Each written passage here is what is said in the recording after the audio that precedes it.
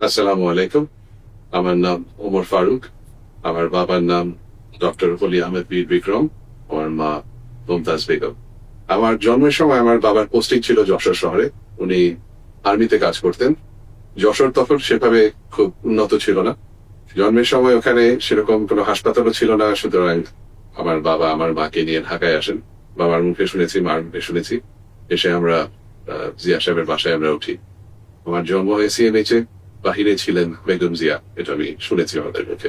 আমরা ক্যান্টনমেন্টেই থাকতাম ৭৪ সাল থেকে ৮০ সাল আমার বাবার অবসরের সময় পর্যন্ত, বাট আমার বয়স তখন খুবই ছোট ছিল। এরপরে আমরা চলে আসি যেটা আর্মিকে যে সরকার যে জায়গাগুলো দেয়, মহাখালী ডিওএইচএস। যেহেতু আবার রাজনীতি করতেন, আমাদের কোনো ব্যবসা ছিল না, আমাদের জীবনটা একটু কঠিন ছিল ওই সময়। সো একটা তলায় আমরা থাকতাম, আরেক তলায় ভাড়া দেওয়া হতো। অনেক জামা কাপড় ছিল না, অনেক জুতা ছিল না। অর্থনৈতিক একটু সমস্যা থাকলেও আমাদের জীবন সুন্দর কেটেছে। খেলার মাঠে খেলেছি, বাসায় আসলে বাবা মার আদর পেয়েছি। দাদি সবসময় কিছু না কিছু খাবার টিফিন থেকে আবার লুকিয়ে রাখতেন আমার জন্য, সেটা ওনার শাড়ির ভাজে থাকতো। আমার দাদাকে আমি কখনো দেখিনি। আমার দাদার নাম আমানত সাফা। আমি শুধু বাবার মুখে শুনেছি যে উনি খুবই ধার্মিক মানুষ ছিলেন, সমাজে সবাই ওনাকে মান্যগণ্য করত। আর যেটা শুনেছি, উনি কখনো আয়না ব্যবহার করতেন না, কারণ আয়না দেখলে নাকি চেহারা দেখা যাবে এবং মনে অহংকার আসবে। ৮০ দশকটা আমার বাবা, উনি আর্মি ছেড়ে এসেছিলেন, উনি মোটামুটি রাজনীতির সাথেই ব্যস্ত ছিলেন। জিয়া সাহেবের সাথে তো প্রথমে বিএনপি গঠনে মন দিলেন, পরে তো জিয়া সাহেব শহীদ হয়ে যাবার পরে বিএনপির রাজনীতির সাথে উনি জড়িত থাকলেন। মা আমাকে বড় করেছেন। আমার মা আমার সব দেখতেন। আমার দাদি দেখতেন ক্লাস 1 থেকে আমার শাহিন স্কুলে চলে আসি। শাহিন স্কুল খুবই ডিসিপ্লিনড একটা স্কুল। ওখানে ইউনিফর্ম ঠিক মতো পরে যেতে হয়, চুলের কাটছাট ঠিক মতো থাকতে হয়। আমার মনে আছে আমার উপরে খুব একটা শক্ত নিয়ম ছিল যে মাগরিবের নামাজের আজানটা হওয়া মাত্র আমাকে মাঠ থেকে ঘরে আসতে হবে। এই নিয়মের ব্যত্যয় হলে আমার মা খুব রাগ পেতেন। একবার আমি নামাজের পরে বাসায় এসেছি বলে আমাকে বাসায় ঢুকতে দেয়নি মা। ৯০ দশকে 1990-তে আমার মাধ্যমিক শেষ হয়। আমি বিজ্ঞান বিভাগের ছাত্র ছিলাম। তারপরে উচ্চ মাধ্যমিক, সেটাও আমার বিএফ শাহিন কলেজে। ৯২ সালে উচ্চ মাধ্যমিক শেষ করে আমি দেশের বাইরে চলে যাই। আব্বা আমাকে খুব বেশি টাকা দেননি, অল্প টাকা দিয়ে বলেছিলেন যে তুমি যাও, কিন্তু মনে রাখবা কোনো অপচয় করা যাবে না, আর লেখাপড়া শেষ করে আবার দেশে ফিরতে হবে। ওই শর্ত উনি আমাকে একটা ডায়েরিতে লিখে দিয়েছিলেন। বস্টন ইউনিভার্সিটিতে আমার লেখাপড়া শুরু। আমেরিকা আমাকে স্বাবলম্বী হতে শিখিয়েছে। বিশ্ববিদ্যালয়ের যে ডরমিটরি বলে, ওখানে থাকার চাইতে নিজের অ্যাপার্টমেন্ট নিয়ে থাকা সহজ, কিংবা আর একটু কম খরচ হয়। তখন আমি অন্যান্য রুমমেটদের সাথে একটা অ্যাপার্টমেন্টে আসলাম, এবং অ্যাপার্টমেন্টের সবকিছু আমাদের করতে হতো। আমরা নিজেরা রান্না করতে পারি, আমরা ঘর পরিষ্কার করতে পারি, আমরা বাগানের ঘাস কাটতে পারি। বছরে অবশ্য আমার পুরো সময় পড়া হয়নি, সেখান থেকে আমি অন্য জায়গায় ট্রান্সফার করি এবং শেষে আমি ইউকেতে চলে আসি। তো সেখানে এসে অর্থনীতিতে আমার যেটা স্নাতক ডিগ্রিটা আমার শেষ হয়, আর তারপরে আমি ব্যবসা প্রশাসনে স্নাতকোত্তর ডিগ্রিটা লাভ করি। সেটা করেছি আমি ইউনিভার্সিটি অফ হাল থেকে। আমি আইটি কোম্পানিতে কাজ করতাম, এখানে কাজ করেছি। সেটা যুক্তরাজ্যের অন্যতম একটা বড় প্রতিষ্ঠান ছিল। আমি চাইলে ওখানে চাকরি হয়ে যেত, তবে বাবার শর্ত ছিল দেশে ফিরতে হবে। ২০০০ সালে আমি দেশে ফিরে আসি। আমার বিয়ে হয়। আমার স্ত্রী বিয়ের পরই ঢাকা ইউনিভার্সিটিতে শিক্ষকতা শুরু করে। আমার বাবার তো কোনো ব্যবসা ছিল না, আমি কিছুদিন কাজ করার চেষ্টা করি।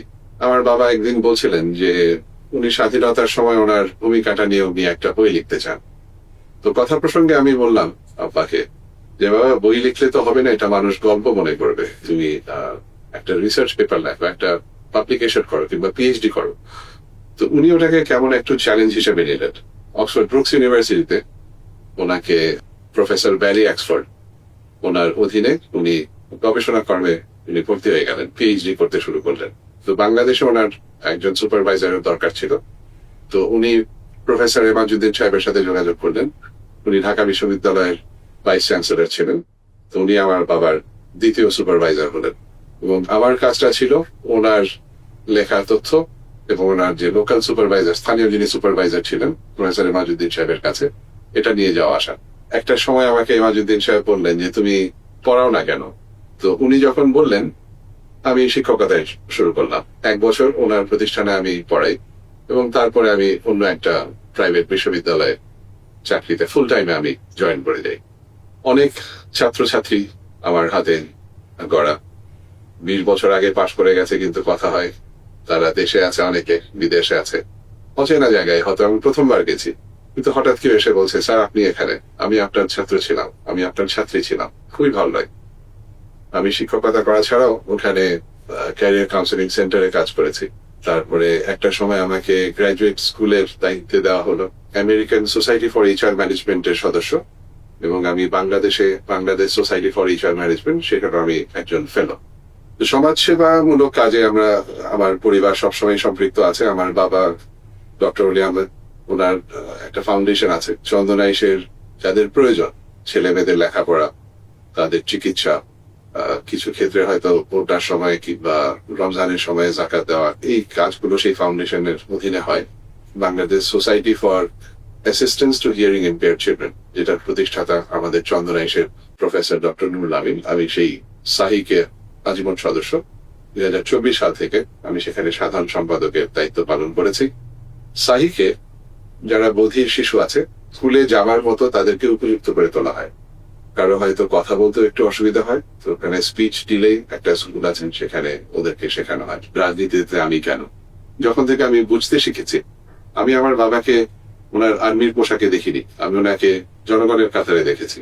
ওনার প্রত্যেক নির্বাচনী প্রচারণার সময় আমি যেতাম।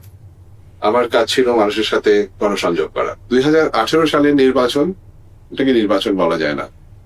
আমার মনে আছে আমি শুধু 2 দিন গণসংযোগ করেছি। দ্বিতীয় দিন আমরা যখন গণসংযোগে যাই, ওটা কেউচি এলাকায় ছিল। হঠাৎ প্রায় 60-70 জনের একটা দল আসে, আমার সাথীদের উপরে হামলা হয়। আমাকে বেশ 7-8 জন একসাথে ঘিরে ধরে, তাদের হাতে বড় বড় লাঠি ছিল। তাদের চেষ্টা ছিল আমার মাথায় আঘাত করার। এই ধরনের রাজনীতির সাথে যারা জড়িত হয়েছিল, এটা নিয়তির বিধান, এটা আল্লাহর ইচ্ছা। বাংলাদেশে আজকে তাদের কোনো অবস্থান নেই। আগামীতে যে নির্বাচন হতে যাচ্ছে, ডক্টর অলি আহমেদ সেই নির্বাচনে অংশ নিচ্ছেন না।